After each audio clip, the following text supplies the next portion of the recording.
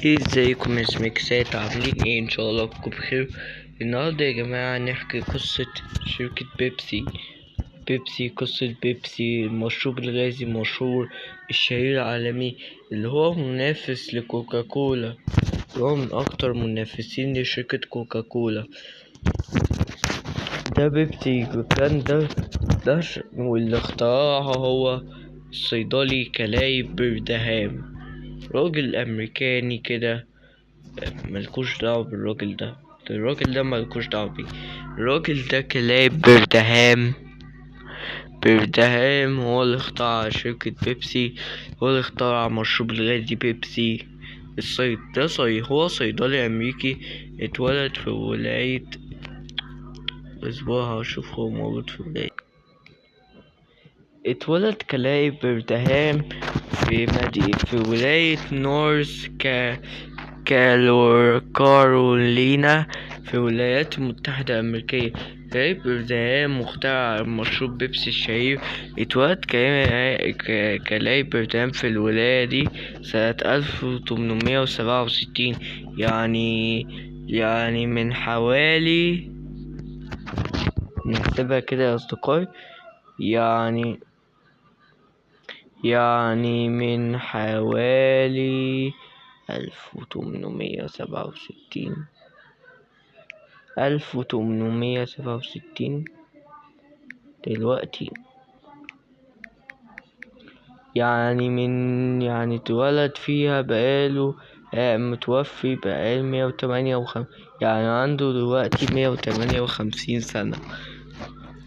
هو مخترع بيبسي الشهير، مخترع مشروب بيبسي الشهير. بس كلاي بردهام ده للأسف مات يا جماعة، وفي الحرب العالمية التانية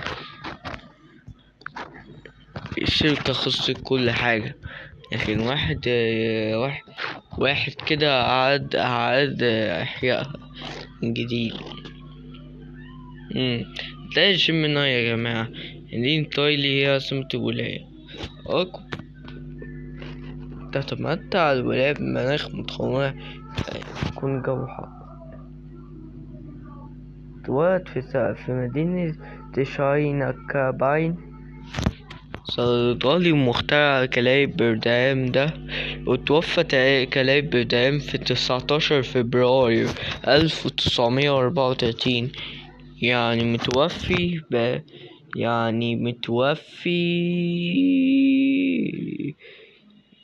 يعني متوفي من حوالي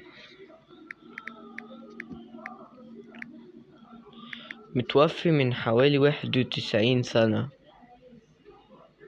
يا جماعة. للأسف مات يا جماعة. واحد تاني أعاد إحياء الشركة من جديد،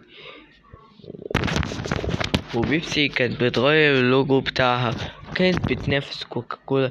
كان كلاي بردهام صيدلي ومخترع، واخترع بيبسي عشان يساعد الناس في الهضم في الأكل.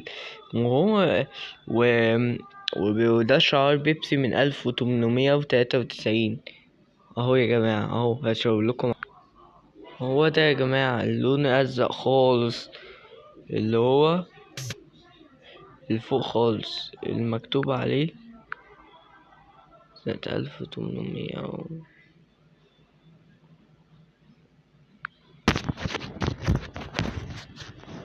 آسف يا جماعة.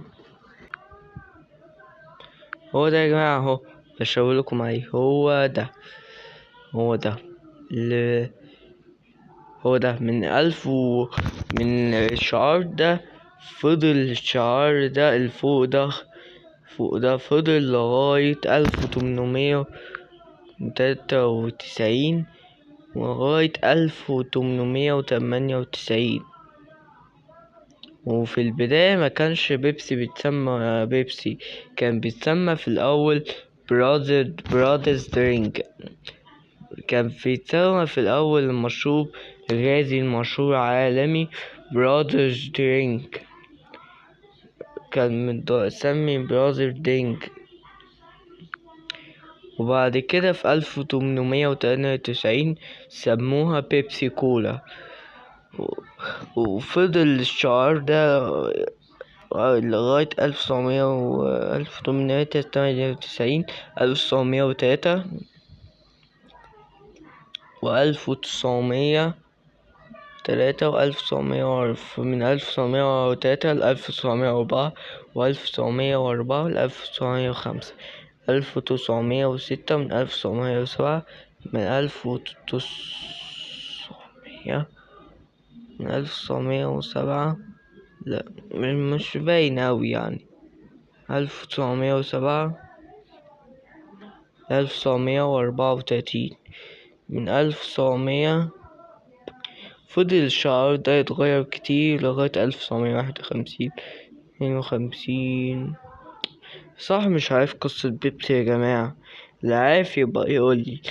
وده هو ده اللي جه، ده شبه علم أمريكا كده لأن بيبسي أمريكية. ولغاية أهو هو ده هشاور عليه دلوقتي بالبتاعة دي. هو ده وده نفس اللي تحت ده، اللي تحت ده شبه ده شبه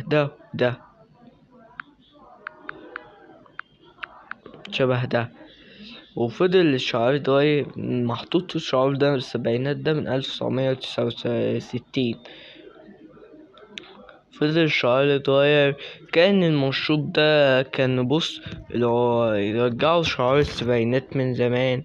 والصاحب بيبسي دلوقتي اللي صاحبها في 2025 هو رامان لاجوارتا. البيبسي ده كانت البيبسي ديت كان بتوع البيبسي قالوا ان هما مش ينفع يخلوا الاسم برا والبتاع جوا، فغيروا اللوجو من يوم من 2023 لغاية لحد دلوقتي. غيروه ودخلوا الكلمة دي جوا البيبسي وشالوا اللون الأزرق وسموها بيبسي بعد كده. ملاحظة يا جماعة، بيبسي دي مضرة للصحة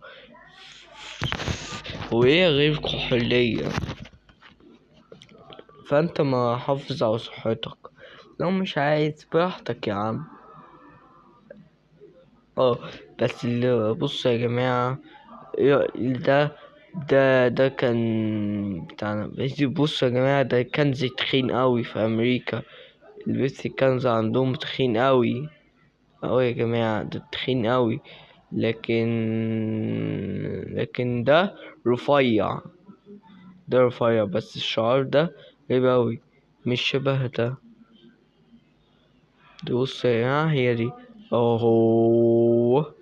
هي دي. ايه ده؟ حتى عند العرب كمان ليه كده يعني؟ يا جماعة، فضل دي بيبسي دايت بيبسي ارقص فرقش. دي بيبسي غير صحية، انهم بيحطوا سكريات عالية جدا. انا ما دقتش الاكسترا فيز، انا دقت اللي مش دقت كان لسه.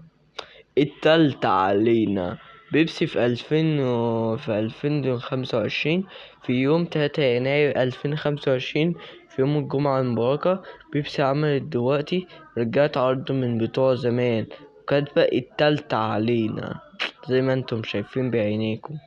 التالتة علينا.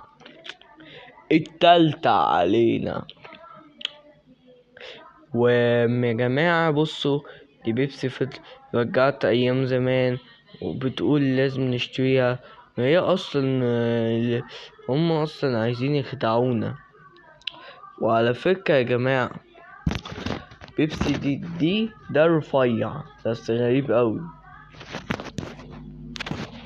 ده رفيع يا جماعة، ايه ده؟ تخين قوي. والتخين ده تخين ده في امريكا بس وفي الوطن العربي، لكن في مصر ده هو عمر شاور. واللي جابه هنا بقى طيب الميكسات ده دي كانت قصة شركة بيبسي. بس يا جماعة، شركة بيبسي عاوزين نشتريها، بس طبعا الناس مش بتخدع فيها، مش بيتخدع فيها يا جماعة، مش بيتخدع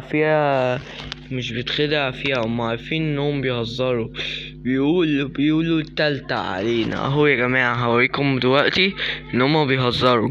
اهو يا جماعة اشتري 2 بيبسي، وبيبسي مكتوب بيبسي.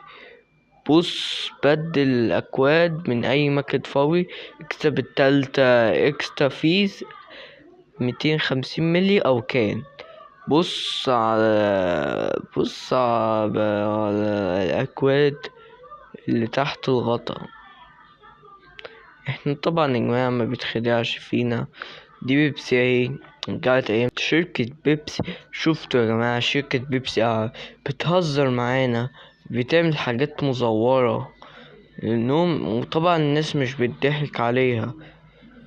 فلازم يا جماعة، وقالوا ان بيبسي مقاطعة لانها بتدعم الكيان الصهيوني وبتديلهم فلوس يا جماعة، بتديلهم فلوس. بس كل الناس مقاطعة عشان فلسطين، يساعدوا فلسطين.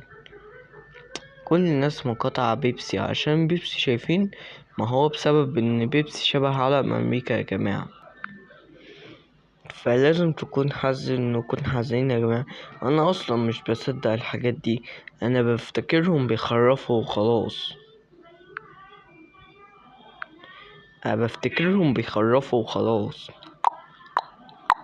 فالمهم يا زميكس، على فكرة انا شايفك كان ماسك موبايل ومش بتعمل لايك ولا اشتراك ولا تعليق ولا مشاركة لقناتي.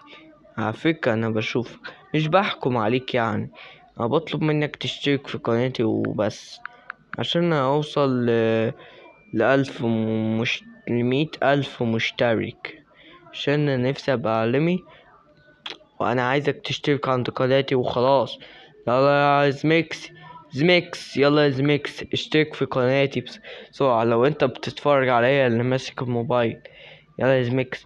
فاهم حاجة يا جماعة، الفيديو خلص والله. سلام يا زميكسات، سلام يا زميكسات يعني اصحابي، سلام.